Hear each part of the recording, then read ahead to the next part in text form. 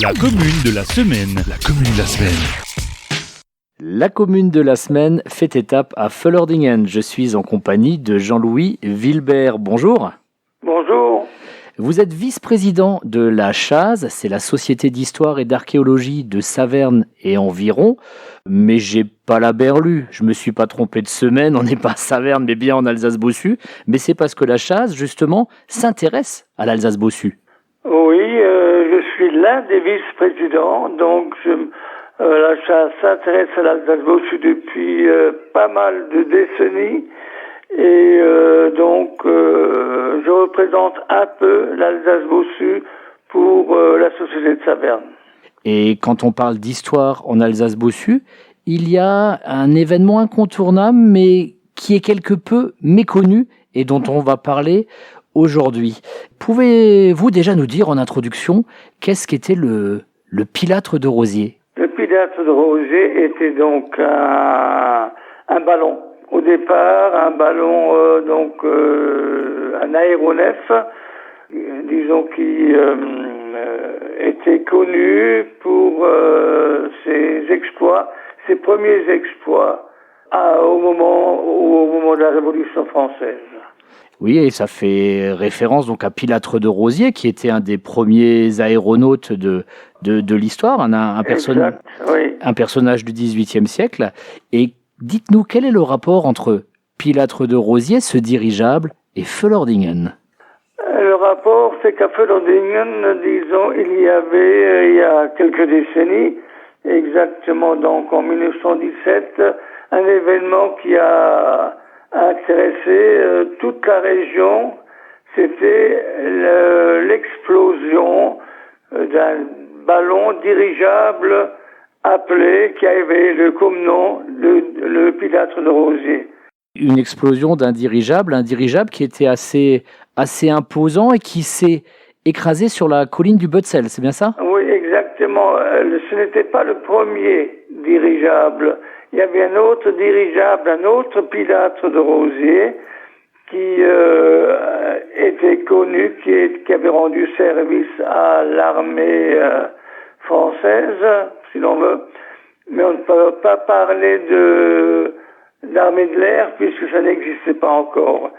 Donc, ce dirigeable a effectivement heurté en 1917 la colline en se rendant à Neunkirchen en Sarre pour bombarder les industries, les usines de guerre et les usines Sturm, c'est-à-dire les usines de fabrication de grenades notamment, c'est bien ça? De grenades, entre autres, oui, et également de bombes. Donc il fallait se protéger de cette usine et plutôt la réduire à néant, ce qu'on n'est pas arrivé à faire, bien sûr. Il y a d'ailleurs un monument en forêt à Vlodingen qui rappelle cet événement et vous-même, vous avez fait des recherches sur ce crash tragique qui a coûté la vie à plusieurs personnes, car au début, il y avait quelques zones d'ombre, je crois, dans cette histoire. Oui, disons que au départ, lorsque le dirigeable Pilâtre de Rosier s'est écrasé, a explosé, dit-on, c'est qu'il allait donc sur Neunkirchen, Sarre, pour bombarder pour la deuxième fois cette usine de guerre, qui est l'usine Sturm. Et la deuxième fois, malheureusement, le dirigeable est resté accroché dans les arbres de la forêt et a explosé. Ce qui est assez étonnant, mais ça c'est un hasard total. La semaine dernière, la commune de la semaine, c'était Vitrain. Et je crois que quelques minutes avant le terrible accident, le dirigeable, le Pilâtre de Rosier, était à Vitrain. C'est possible. On dit qu'il était du côté de Sarreguemines et qu'il aurait peut-être fait fausse route d'après certains témoignages et qu'il a dû rectifier son trajet pour se porter vers la Sarre et vers la Blise et remonter tout doucement vers Neunkirchen. Donc, effectivement, il fallait rectifier le trajet. Il y a eu plusieurs victimes, malheureusement, des hommes jeunes. Combien de victimes en tout étaient sur le dirigeable? Il y avait donc à bord du dirigeable 9 aéronautes ou aérostiers. Donc le capitaine Louis-Adolphe Frescher dirigeait le tout et il était secondé par Pierre Van den Bosch qui était également lieutenant et faisait également partie de l'équipage qui se composait donc en tout de 9 personnes avec les officiers. Donc il y avait l'adjudant Luxeuil, l'adjudant Quitté, les sergents Arnaud, Robert Guérin, également Duboc et le Duc. Je voudrais juste préciser que le Duc, lui, il avait une place importante. Il occupait la plateforme supérieure du dirigeable, ce qui était important parce qu'il devait protéger le dirigeable d'attaque de l'aviation. Mais n'oublions pas que le dirigeable volait surtout de nuit et c'était une des raisons qu'on a préféré donner comme mission des sorties de nuit aux dirigeables et aux avions des sorties de jour. Mais il fallait donc savoir discerner effectivement le terrain qui était à 2000, 3000 mètres pour distinguer telle rivière, tel fleuve, etc. et telle ville ou village pour pouvoir mener à bout la mission.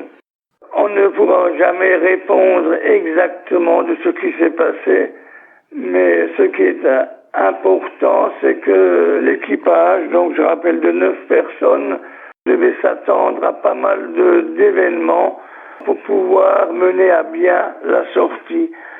Et on pouvait non seulement se diriger par ciel, par nuit plutôt claire, mais également parfois voler par nuit sombre, nuit difficile à discerner. En gros, c'était un équipage préparé, donc vous l'avez dit, on n'a pas forcément la réponse, mais quelque part, votre intime conviction, c'est qu'il y a eu un souci quand même? Oui, puisqu'on a dit que le dirigeable s'est porté vers Sarreguemines et a rebroussé chemin pour aller de nouveau vers la Sarre, la rivière Sarre, et également vers la Blise, et rentrer en Allemagne pour attaquer l'usine de guerre de Neunkirchen. De Neunkirchen, c'est ça, Neunkirchen en Sarre. Vous avez rédigé un livret il y a une trentaine d'années sur cet événement et puis vous avez également servi de référent historique pour la cérémonie du centenaire qui s'est tenue il y a 5 ans, en février 2017. Comment vous vous y êtes pris pour retrouver des documents d'époque? Tout d'abord, je suis allé à Feldingen où j'ai rencontré des personnes qui avaient encore mémoire de ce qui se racontait. Ce qui se racontait donc une mémoire importante qui donnait les résultats de souvenirs laissés par des personnes. J'ai fait également des recherches du côté des archives de Paris,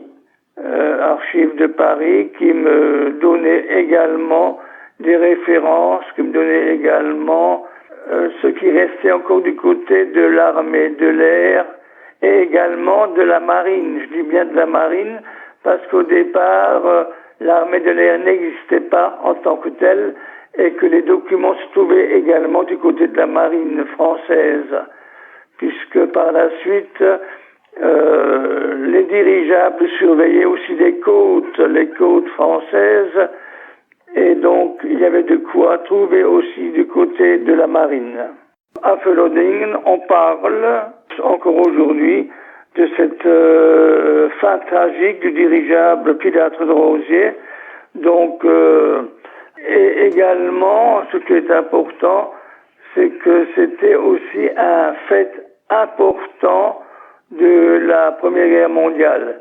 Un dirigeable qui s'écrase à quelques kilomètres de Sarre-Union, un dirigeable qui entraîne l'équipage entier dans la mort, et donc c'était important et je voulais en savoir davantage. Je me suis bien sûr référé aux archives nationales et j'ai pu comparer et puis approfondir ces différentes sources. Jean-Louis Wilbert, vice-président de la Société d'histoire et d'archéologie de Saverne et environ. Merci beaucoup, monsieur Wilbert. Voilà, je vous remercie.